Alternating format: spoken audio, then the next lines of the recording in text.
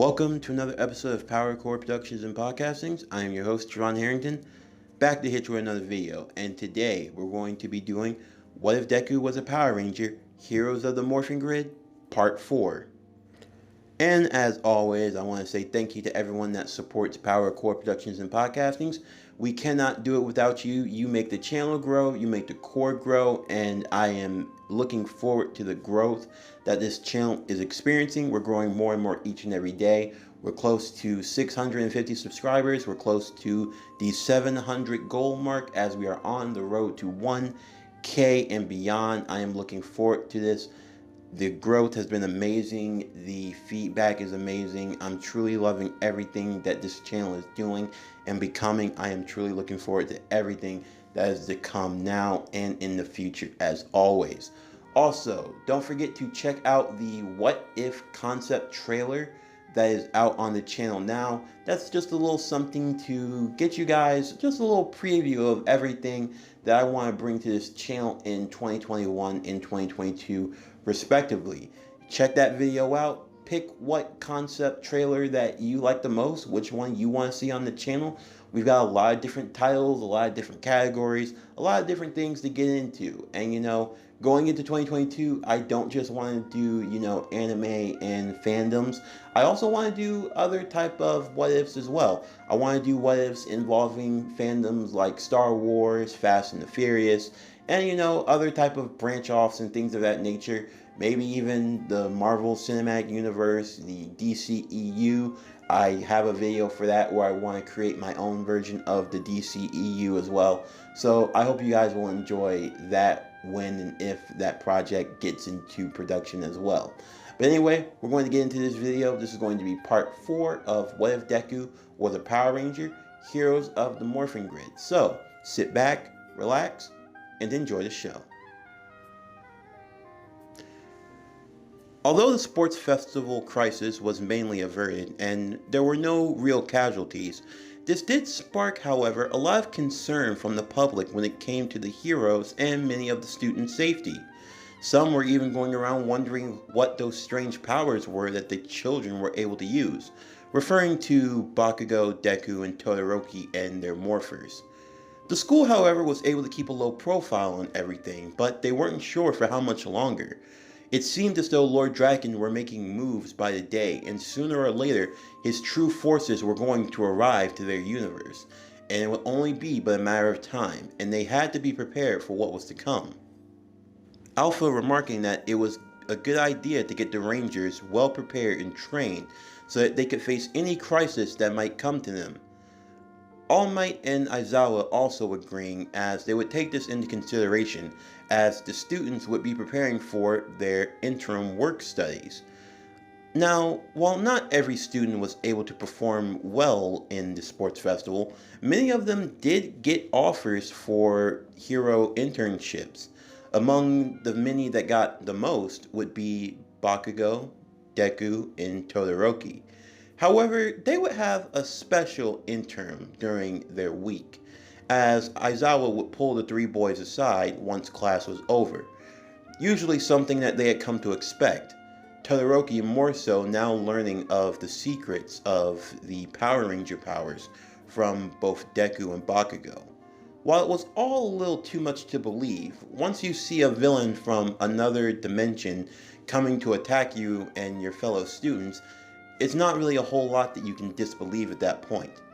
As the 3 boys were taken to a private room where Ranger business could be held, they would be greeted by All Might, Principal Nezu, and Alpha, who would be happy to see the young boys doing well after everything that had transpired. The 3 boys would be told that they would have a special internship during the week, that they were going to be training with 2 pro heroes to get them up to snuff, as far as their quirk power goes, and as well as their ranger powers. That Alpha was going to be coming along and he would be giving out a watchful hand as well. All Might would explain to them that the first hero they would be working with would be the number 2 hero, Endeavor. Todoroki would feel a bit iffy about this, even though he did plan to go to his father's agency, albeit begrudgingly. As Bakugo and Deku would ask why they were going, they would explain that Endeavor was the number 2 hero, and that all three of their quirks were a little similar to his in a way. Albeit while Bakugo had explosions, it was still a rather powerful heat-based quirk, so he could get some benefit from training with him. And Bakugo was all too happy to want to train with an elite hero like Endeavor.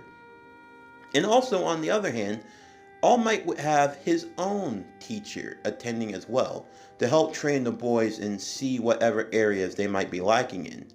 Deku becoming immensely excited at the idea of training with whoever taught All Might, as All Might would look a bit worried for the boys' safeties, knowing how his sensei could be.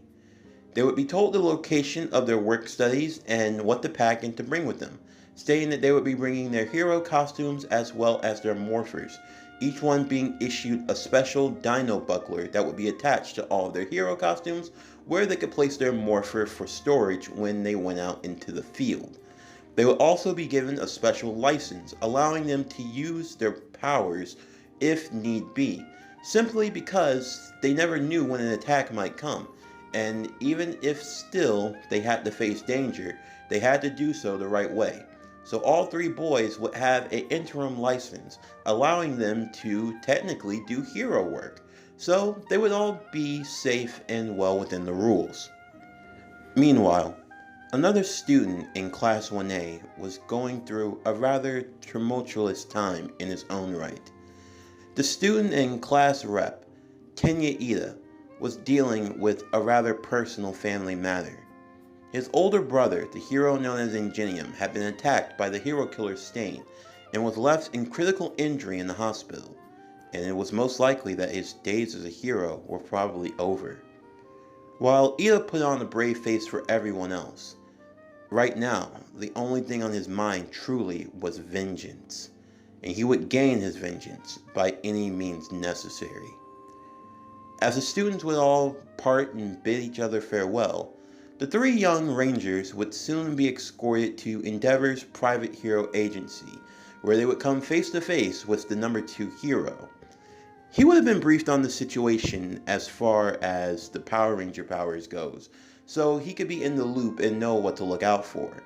He was even more ecstatic to hear that his son had actually been given one of these Ranger powers, and he wanted to see what it could do firsthand. Taking them to a private gym, they would be greeted by an old man who would be sitting on a bench drinking some tea. He was short in stature and he had a yellow and white hero costume. While carrying a cane, Deku would walk up to him and ask if he were alright. The old man in a quick flash would simply bash Deku on the head with the tip of his cane before laughing at him, stating that if he were ever going to be a pro, he was going to have to learn how to dodge that. As Deku would rub his head and Bakugo would laugh at him for being hit by the old man would quickly make quick work of Bakugo as well, hitting him in the kneecap and causing him to wince over in pain, as the two would simply roll over and not expecting the hits. As Todoroki would ask his father what exactly they were doing there, Endeavor would explain simply that he wanted to see what the boys could do in action, and that he was going to have a quick spar. The old man would be watching as he would also be their instructor. The old man would introduce himself as the hero Gran Torino, formerly retired, but he had to come out since he had a favor asked of him from his former student, All Might, and he wanted to see just exactly what these young kids were capable of. Deku now being in awe, seeing the hero that had trained his number 1 idol All Might, he was now even more determined to do his very best.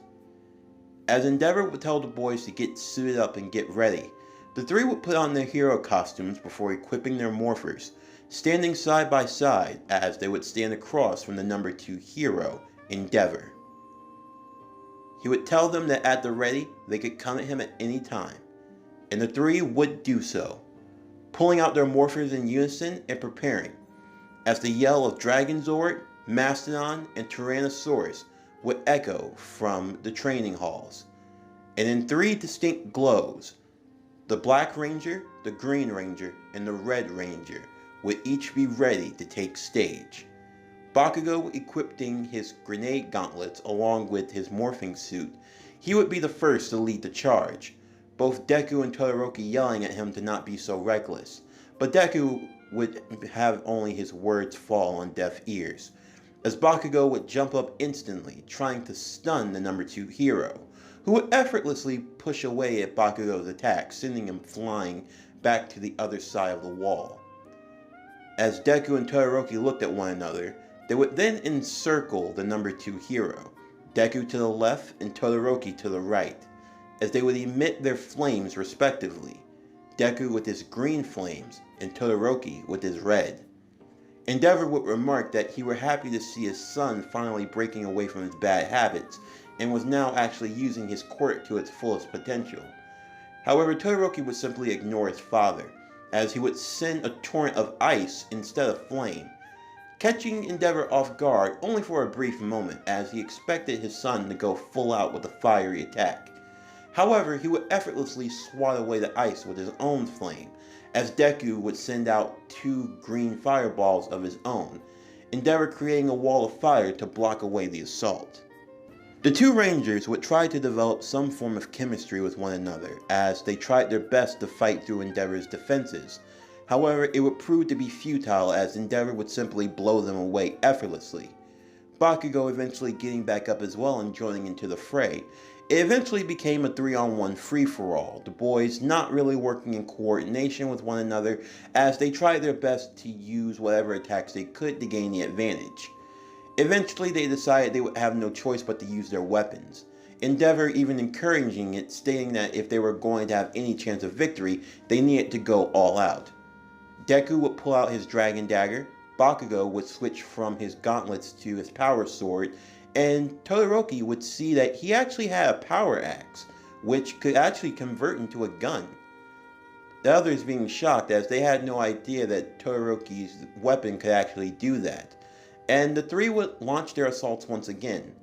Todoroki testing out the gun mode to see what exactly it was capable of. His battle axe now turned into a gun. When he would take the shot, it would actually shoot out a wave of ice, something that he didn't know would be akin to his quirk. Now basically having a freeze gun of some sort, he would shoot and blast away at Endeavor. Endeavor now trying to fight off the icy assault, as he now sees that his son could now use his ice from an even greater range. While Deku would slice away with the dragon dagger, emitting green flame of his own, as Endeavor would have to block away at that as well.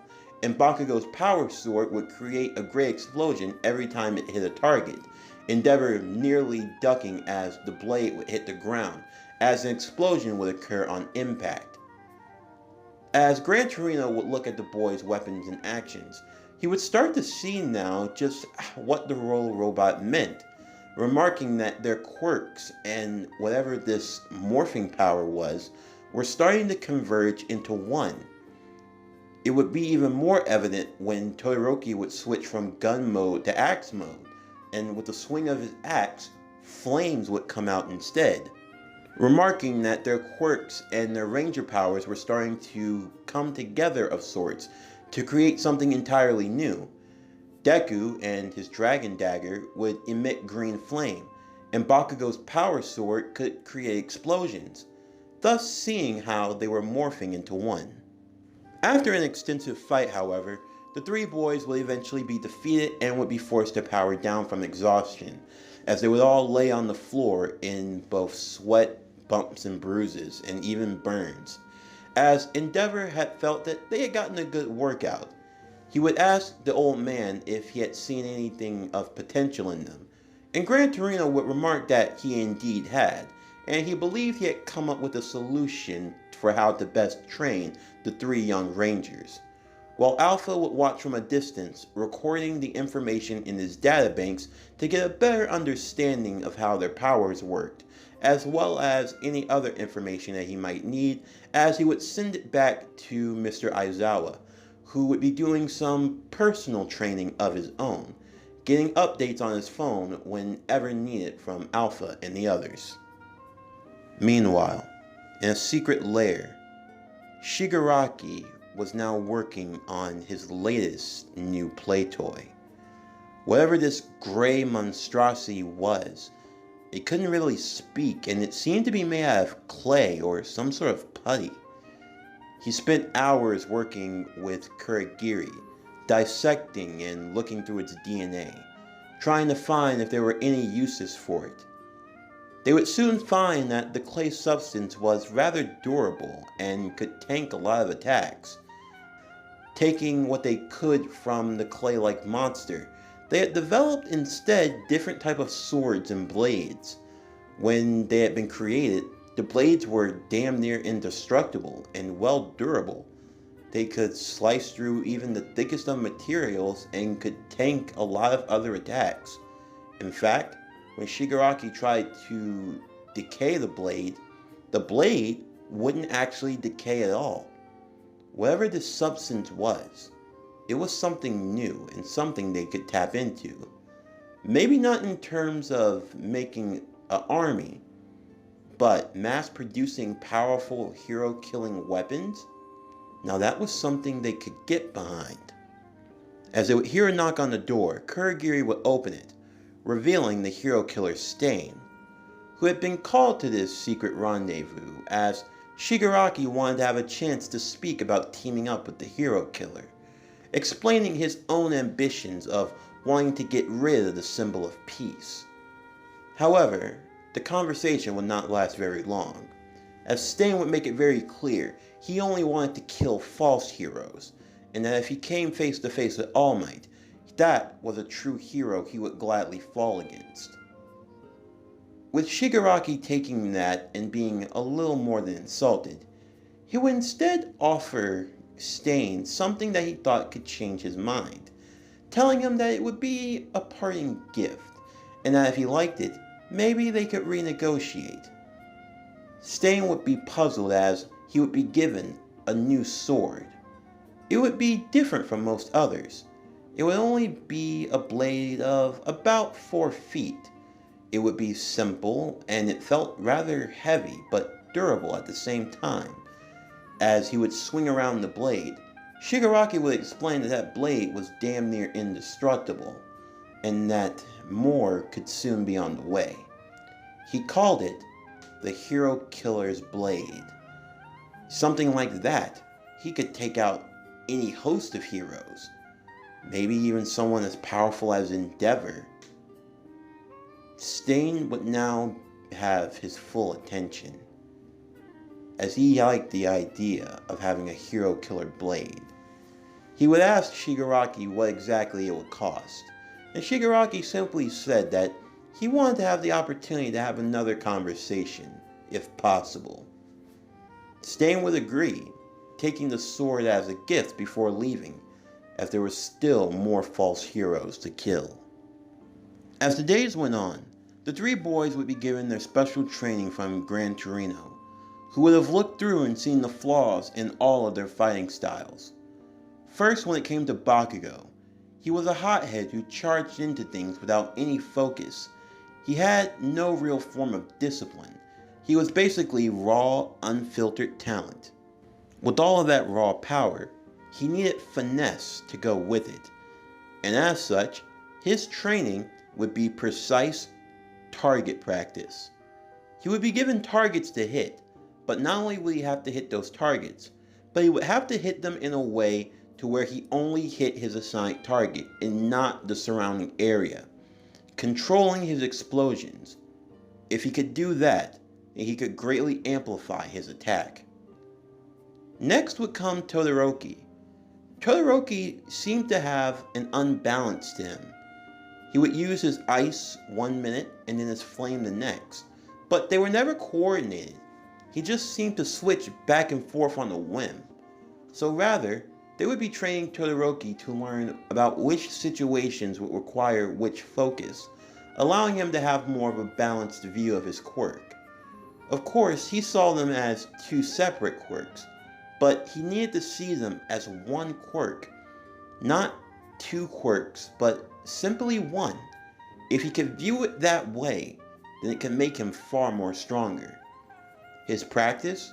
It would be learning to use the fire and the ice at the same time, something he admitted was rather impossible, and when he did so, all he would get would be a short puff of gas. However, he would be told to just keep doing that, as maybe that would be the secret. As Todoroki would continue to use his quirk at the same time, he would just continue to make more and more gas. Not sure, but he could sense he was getting somewhere. And finally there was Deku. Deku had admitted that he had only had his quirk for about a year and some time, but that in the meantime he had found great control. Gran Torino could tell that Deku had been studying well, and he definitely took after Endeavor in some of his tricks. However, Deku's main problem was that, while his flames were powerful, they didn't really quite pack a punch that was needed. His training was going to be brute groundwork, basically building up his muscles and building up his quirk. Right now, he had a flame, but that flame needed to be an inferno. He should aspire to try to get onto a level like Endeavor was, stating that Endeavor's heat could be so hot it could even rival the sun. Deku's goal was to try to get to that level, to find his own inferno. The boy was rather quiet, tame, sometimes a little indecisive, and a bit passive for his taste. He had to learn to let that flame burn, to let it glow, to let it run wild, but also learn to control and tame it. Right now he was an ember, but with a few hard lessons, that ember could become a spark, and that spark could turn into the flame that could burn into a bright future. As all of the students of Class 1A were off doing their own training, Ida had decided to go to a rather small and local agency in Hosu, led by the hero known as Manimal. Manimal was a bit shocked that someone of Teen Ida's stature would decide to come to his old small agency. However, once they were alone, he would explain that he knew why he were truly here, telling him that he understood the situation he were in with his brother, but he should learn to be a little more tactful and to not go looking for trouble. While Manimal would allow him to stay, he would tell him not to go looking for the hero killer, remarking that he was probably gone anyway. One night though, as Endeavor were taking the boys out for a patrol, they would get a distress signal from Hosu City, remarking that an army of Nomu had been spotted, now some with the ability to fly. Endeavor would contact some of the local heroes and tell them that he would be on his way. While Gran Torino didn't like the idea of taking the boys into action so soon, Endeavor would remark that they had their limited license, so they could be allowed to participate. Also, with that ranger power of theirs, they were going to need all the help that they could get. As Alpha would look on a bit worried, Deku would tell him that there wasn't much to worry about, as he would carry him along in his backpack form, so that he wouldn't be left unprotected. As Deku carried the Alpha-shaped backpack, and the three boys would quickly make their way to Hosu, something wouldn't be sitting right in Deku's mind, as they would soon hear the cries of the citizens as the Nomu were taking aback and attacking. Bakugo would enter into his ranger form immediately before jumping into the air, blasting away at the flying Nomu as Endeavor would go to assist. Todoroki and Deku transforming as well, as Gran Torino would take some of the Nomu over to the other side, telling the young boys to stay safe and not do anything dumb. Deku and Todoroki would continue, as Todoroki would ask if there was something wrong. Deku would simply explain that he had an uneasy feeling, remarking that Ida hadn't been responding to his text. Todoroki would explain that were probably reasonable since his brother's attack. As they would continue to mull it over, a realization would soon hit them. They had asked where he was going for his agency, and Ida had only told them that his agency was going to be in Hosu with some local hero agency. But that didn't seem right, since he had gotten much better offers, and Ida was always priding himself on a good education. So why would he choose an agency that obviously couldn't do much for him? And wasn't the hero killer's last known location in Hosu? Deku would contact Bakugo, updating him on the situation and telling him that he and Todoroki were going to go out to look for Ida. Bakugo would remark that that was rather stupid, but he could hold his own with the Nomu and Endeavor until they got back, telling them not to get into any real trouble, otherwise he was going to bash them both in. As they would take the confirmation, both Deku and Todoroki would then change course, searching through from rooftop to rooftop as they would look through the alleyways, hoping to find their comrade. As they would soon arrive at one alley in particular, they would see a group. Two beings getting into a fight and one laying against the wall, looking injured. As they got closer, they could see that it was Ida, and Ida was about to be killed by Stain. As Stain would stand over Tenya Ida, he would remark that vengeance was not the way of the hero, that he was a false hero like all of the others. Ida's body armor would have been cut to shreds, Stain enjoying this new sword and what it could do, as he was going to kill the young false hero and put an end to his ambitions. However, before he could bring down his blade for the final strike, a combination of green and red flame would blast away at him, sending him flying to the other side of the alley. As soon Deku and Todoroki would have arrived, Todoroki checking on Ida's condition as he couldn't move at all, and he had deep lacerating wounds. Deku would put down his Alpha backpack, as Alpha would now morph into his tiny robotic form, telling Deku that they needed to be careful, as he would look over to Stain and analyze him and his weapons. Alpha would look on horrified, as he would tell Deku that that weapon that he were carrying, it contained traces of Petty Patrol DNA.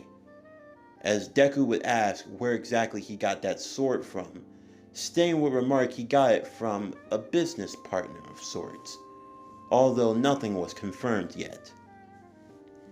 As Stain would ask the boys to move along and allow him to kill that false hero, and Ida would yell at Deku and Todoroki for getting involved, Deku would simply remark that it was a hero's duty to get involved even when it didn't concern him, because they couldn't just turn away a blind eye from doing what was right. These words resonating with Stain, as he could tell that these boys truly did have the heart of a hero, and now he really saw that maybe the future generation could be in good hands. Deciding that he would spare them, but that he couldn't go easy, Deku and Todoroki would agree, taking out their weapons as they prepared for battle.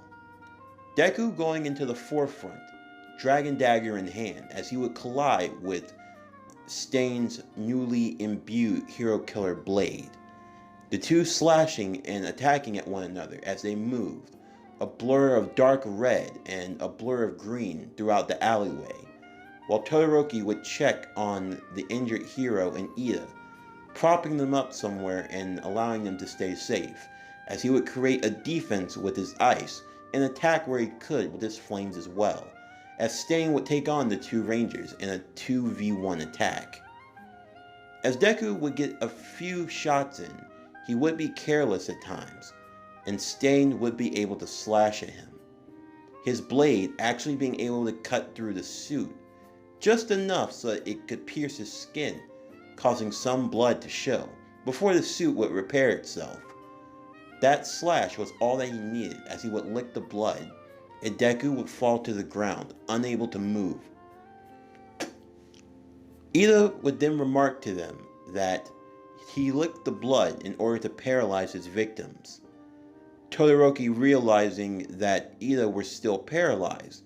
However, Deku would not stay paralyzed for too long. Deku soon coming to the realization that different blood types must have different time effects. As Alpha would analyze the fight, he would still be extremely worried for the safety of the other two boys, wondering if there were anything that he could do to help, as Ida would just look on irritated, angered at the idea of putting his friends at risk. Alpha would try to calm down Ida, remarking that he understood what the young hero was going through.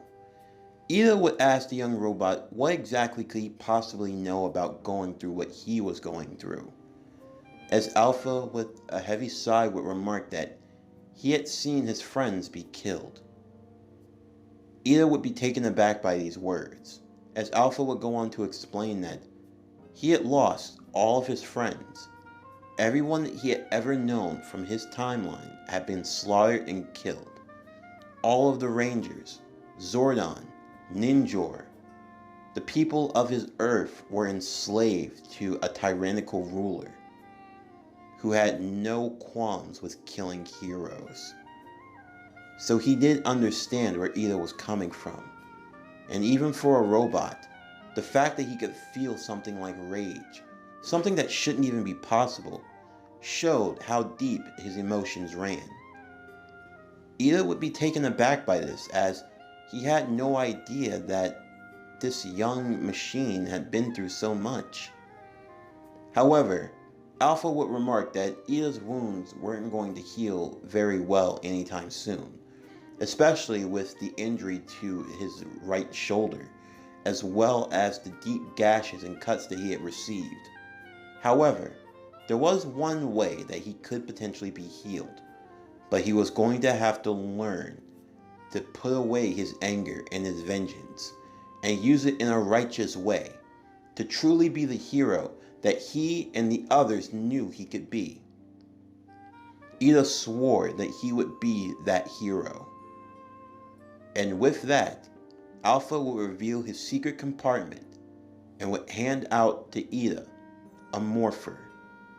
The morpher would contain the power coin of the Triceratops. Ida would ask what exactly this was, and Alpha would simply explain that this was the same power that Bakugo, Todoroki, and Izuku had, and that now he could have it as well if he were worthy of the power. After taking a deep breath, Ida would stand back on his feet, stating that he too could be worthy. As he would take the morpher, albeit injured and in pain, he would get into a stance as Alpha would explain to him the sequence, telling him how to use the power. With a deep breath, the roar of Triceratops would echo through the alley as Deku and Todoroki would turn to see in a bright blur of blue. Now the Blue Ranger had emerged. Alpha seeing firsthand how the power had morphed with Ida's own quirk, seeing that even for being in the Blue Ranger uniform, he still had engines coming out of the calves of his suit, remarking that that must have been the merger, telling Ida that he could probably go even faster now. Ida could feel his wounds slowly starting to heal, the power of the morphing grid flowing through him. Everything seemed more clearer now, as he could see it all. With a face of determination, he would join the others in the fight. Using his quirk now at full speed, the fire coming from his engines wouldn't be red at all. They would already be blue. He could feel as if he were already in Recipro, as if there were no limits at all to what he could do. Now moving even faster, keeping up with his other comrades, the three Rangers would now take on the hero killer, who would simply scoff at the idea of Ida ever becoming righteous once again, stating that it was impossible for anyone to change, that no one could change their destinies and who they were. However, Todoroki would take offense to that, as he would enter into the battle now with his own determination, blocking off Stain's blade with his own power axe before kicking away at the hero killer, as Deku would come, catapulting with his green flames and delivering a roundhouse kick of his own, shooting back the hero killer's Stain. Todoroki would remark that anyone could change, that no future was set in stone. He would even state that at one time, he was consumed by his own rage and hubris, and his own anger and self-pity. But now he had seen that he could change for the better, that he was not slated to the fate that had been given him, and that now he was going to live up to his own determinations to be the hero that he wanted to be. As the three boys would cry out as one, they would go in for their final assault. Stain, with his hero killer blade at the ready, knew now that if he were going to win, he would have to take them all on. As the three Rangers would work together as one, Ida would move in to the left, Deku would move in to the right, in a blur of green and blue. As Todoroki would create a great wall of ice that would go slamming into the hero killer's chest, cracking some of his own ribs, as his sword went flying out of his hand, and he ended up coughing some of his own blood.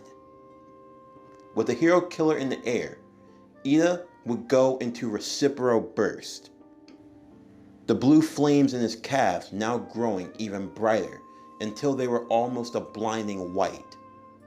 As Deku would summon all of his flames to the bottom of his feet, using Dragon Explosion, the two would deliver roundhouse kicks to both sides of Stain's head, knocking him out completely unconscious as he lay in the alleyway. As they would regroup with one another, exhausted and tired, they would still be victorious over the hero killer, Stain. Finding some rope, they would quickly tie up Stain before taking him out of the alleyway, as they would soon be spotted by some local heroes, who would ask the young boys what exactly they were up to. Once seeing that the hero killer had been wrapped up, they would immensely be shocked, now wondering just who these kids were, and how exactly did they take down the hero killer of all people. Todoroki would tell them to call his father Endeavor, explaining the situation to them, as soon the other heroes would arrive. As they were speaking with one another, Gran Torino being shocked but also impressed with how the boys were able to work together, as well as being surprised to see that now another ranger had joined their ranks. From out of nowhere, a flying Nomu would come in. Deku had been demorphed and was extremely tired, and was even suffering some injury himself, as the flying Nomu would snatch and pull him away. Deku couldn't reach his morpher in time, and he felt himself flailing in the air, as he tried to kick with his flames to help be put down. As the other heroes looked on at how fast the Nomu were flying, wondering if there were any way they could keep up, from out of nowhere, Stain, even in his restraints, would pull out a tiny dagger from the side of his shoe, as he would jump high into the air where Deku was, slicing away at the Nomu and licking its blood, paralyzing it and making it fall to the ground. As Stain would not allow this young and bright hero's life to be cut short, he would simply look back at the other heroes, looking at Endeavor, looking at Gran Torino, looking at all of the others. Even Bakugo, who had arrived, would be paralyzed in fear, as they looked at Stain as he would ramble on, explaining that the age of heroes was over, that he was going to purge all that were false in the world, that only those as righteous as All Might had any right to the name. He would speak on in his tirade of a revolution, before eventually he would collapse, fully exhausted from the weight of his injury. Stain would quickly be taken into custody, as the young four heroes would all go to the hospital to have their injuries checked on. Thankfully, they were nothing too severe, although even with the added power that Ida had been given, he still had much damage to his right shoulder where he had been stabbed, and it would be a while before he could get proper feel in his arm again. As the young boys were recovering, they would be greeted by the chief of Hosu City Police, who would thank them for their assistance with the hero killer, although he would have to admonish Ida for going on his own so recklessly, as he didn't have a proper license like the other three did, and deciding that it would be for the best if the young heroes' names were not associated with the hero killer. This coming at the behest of Gran Torino, stating that they needed to keep a low profile, especially with their ranger powers.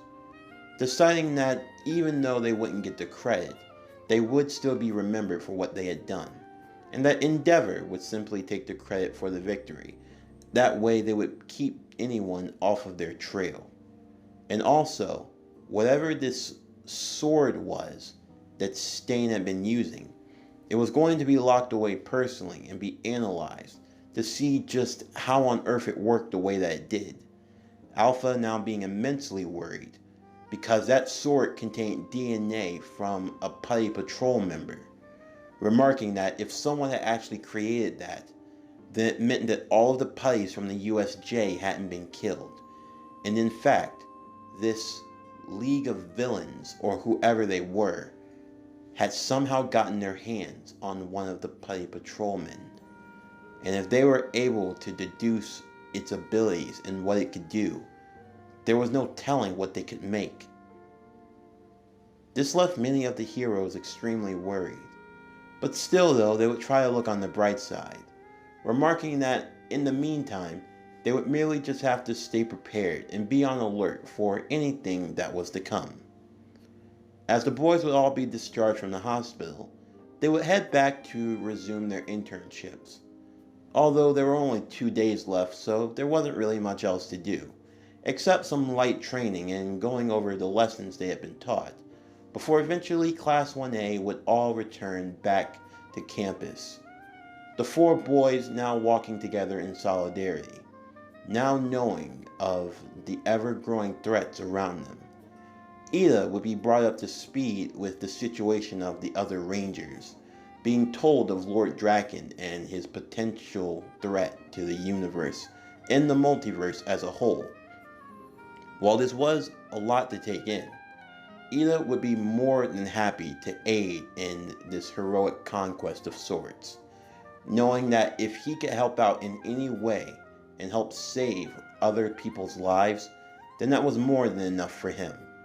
Taking his role as the Blue Ranger very seriously, Aizawa would greet the boys as they returned back to school. Now being up to speed on who the new Blue Ranger was, he would congratulate Ida and check on him as well, before giving him brief admonishment for trying to take on the hero killer so recklessly, telling him that if he was going to be a ranger, he was going to have to be a lot more careful and smarter, as to not put his teammates at risk either, or his fellow classmates. Ida taking these words very close to heart. As Class 1A would have all come back from their internships, many would be asked about the events in Hosu, remarking that they had saw Deku and Bakugo and even what looked like to be Todoroki out there fighting with the other heroes.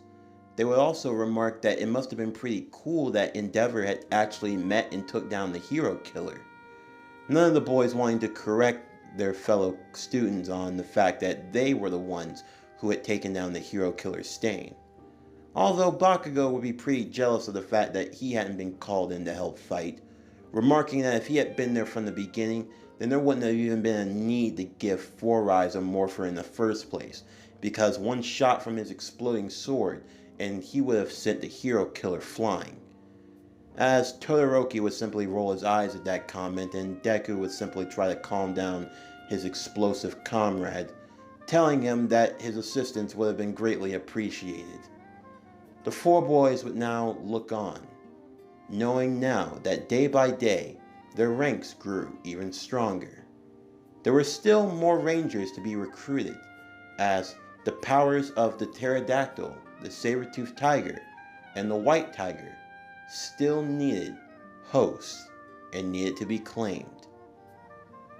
Meanwhile, Shigaraki looks to the news, feeling more agitated at the fact that they had given that hero killer a personal hero-killing sword, and yet he got beat by Endeavor of all people? That had to be pathetic. However, in the midst of their loss, not just with their hero killer sword, but also with the Nomu, new opportunity had now arisen. As they had gotten a knock on the door once again, Kurogiri opening it to introduce their guest. A young boy with dark skin and with piercings, and a girl with 2 pigtails and blonde hair, as they would want to introduce themselves to whoever the leader of the League of Villains was, stating that they too wanted to join this cause. After all, the world was being filled with too many heroes.